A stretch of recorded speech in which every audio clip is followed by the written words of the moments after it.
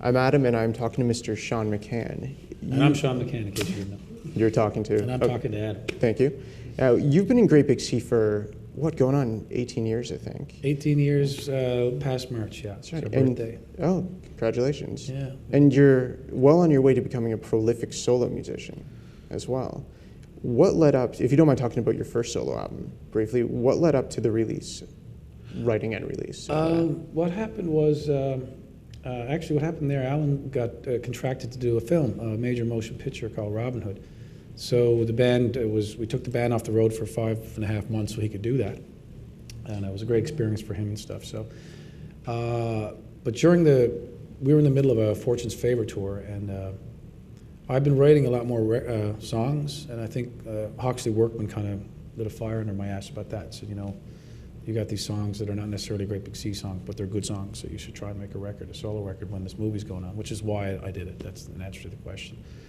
But I always tend to write more, when I'm working on the road, I like to write, you know, we're on tour a lot, so I have all these days in front of me that are, you get into town at 9 o'clock in the morning in a bus, and your show's at 9 at night, so you can get in a lot of trouble in that 12-hour period, and I've done that quite successfully for many years, and for the last 3-4 years, I've been trying to focus on actually, you know, doing something constructive there.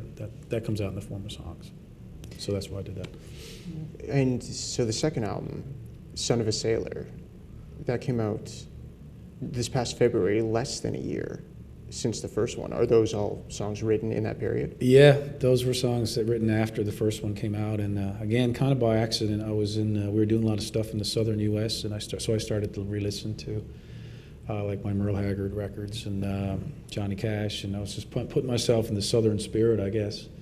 And but we still had those 12 hours to deal with, so I kept writing, and when I got the songs, you know, what I thought were the songs I wanted, I started to think, why don't I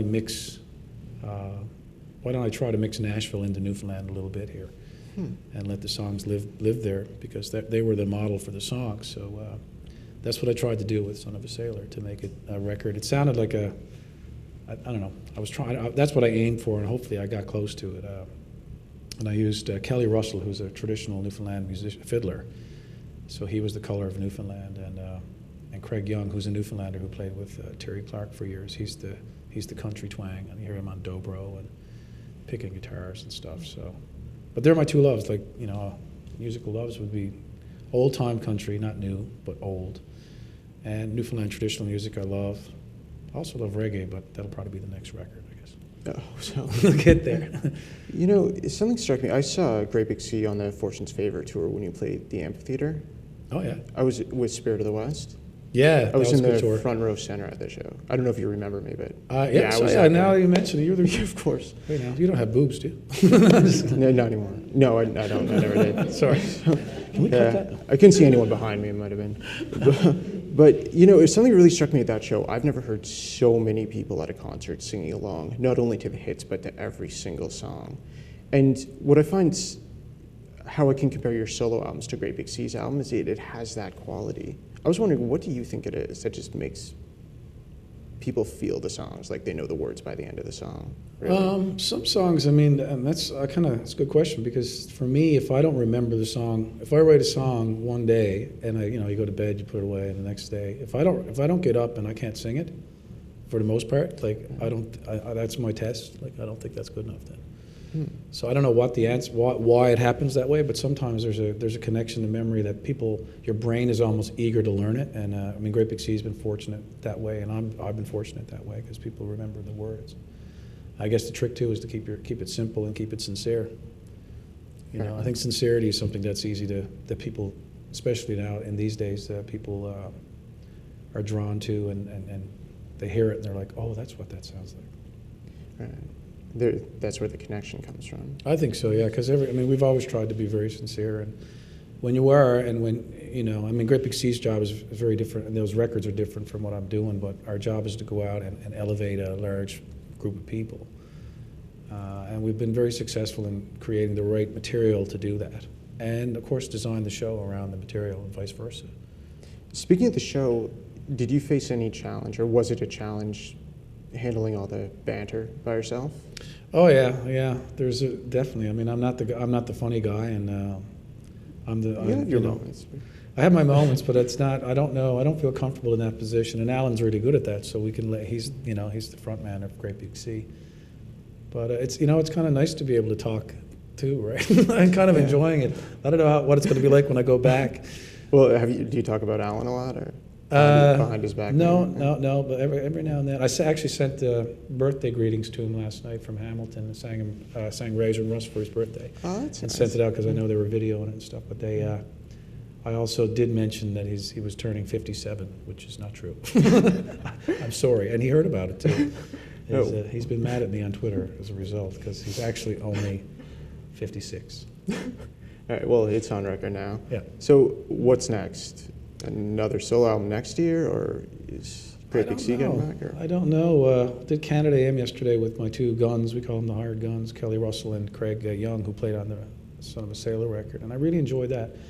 Great Big Sea is going to take some time off, which is badly needed, and we're going to come out again on big tours, on a full-on North American tour in 2012, 2013, when our 20th anniversary will be March of 2013.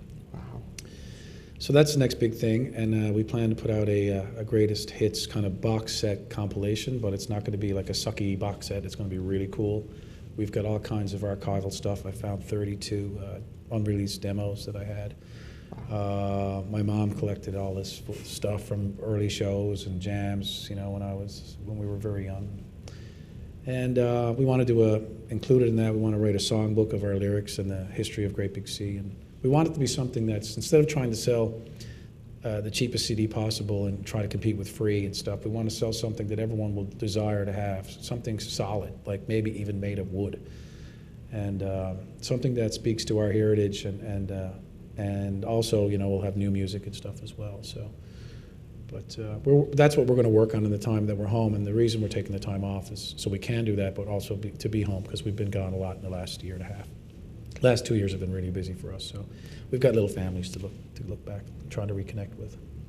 First of all, I can't wait for that box set.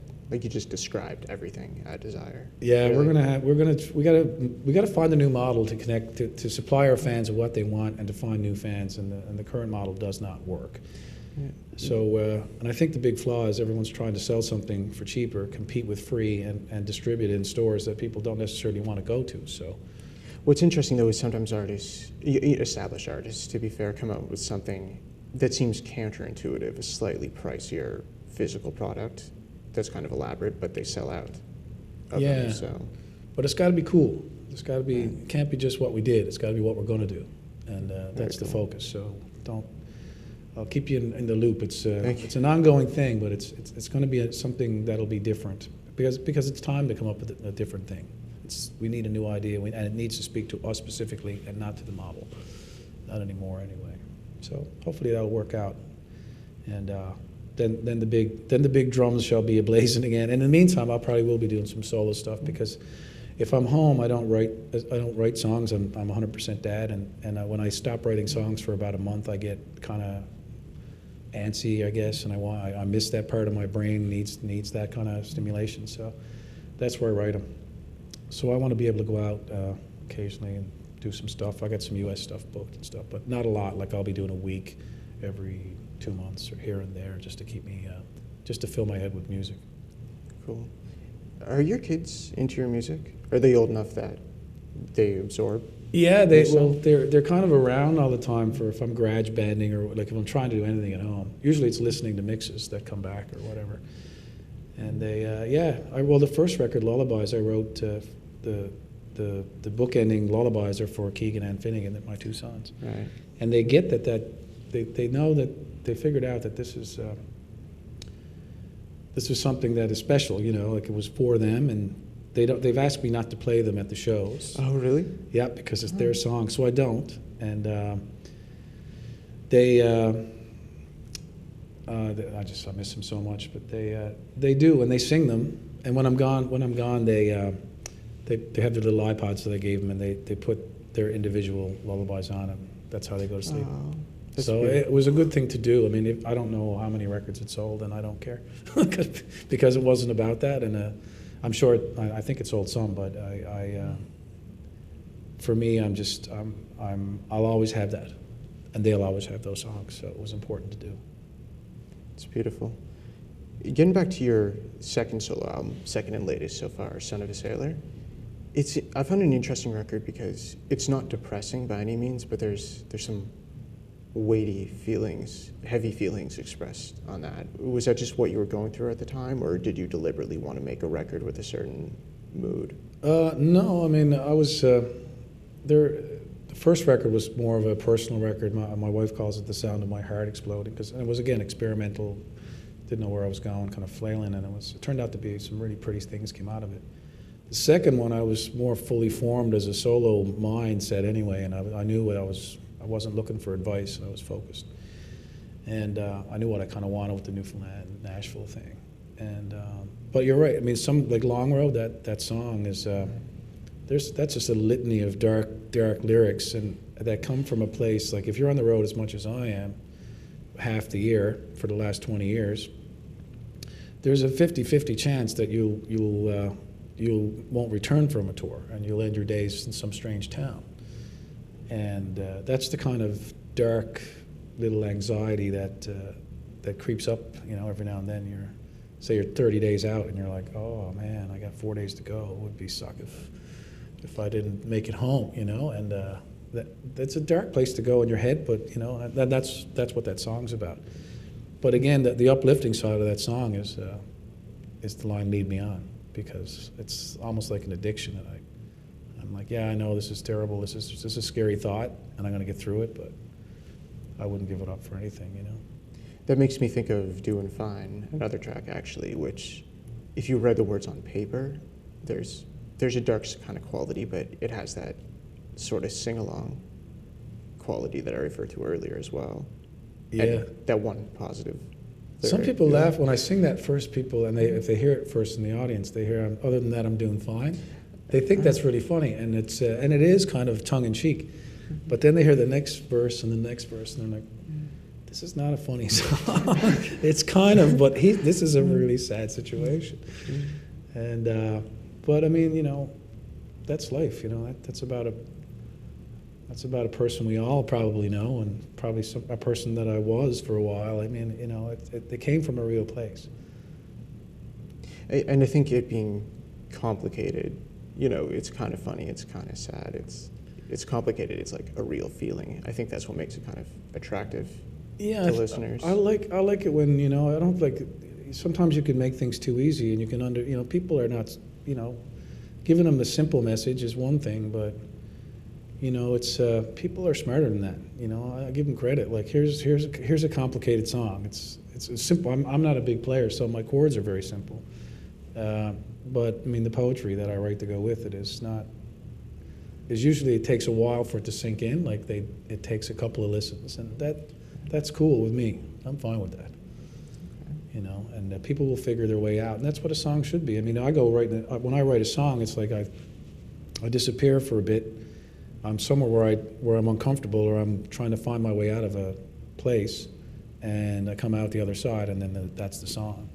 And if the people do the same kind of trip that I did, getting through it, then I've been successful. I think anyway. I hope. Makes sense. I love everything you put out so far. Look forward to whatever's next, Great Big Sea or otherwise. And thanks so much for Adam, coming in. Thanks for having me. This is a great little program going. It's awesome. Thank you. Thanks for listening. Most people have forgotten how to do that. Well, it's our pleasure. Thank you. Thank I really you. appreciate it. ExploreMusic wears English Laundry apparel.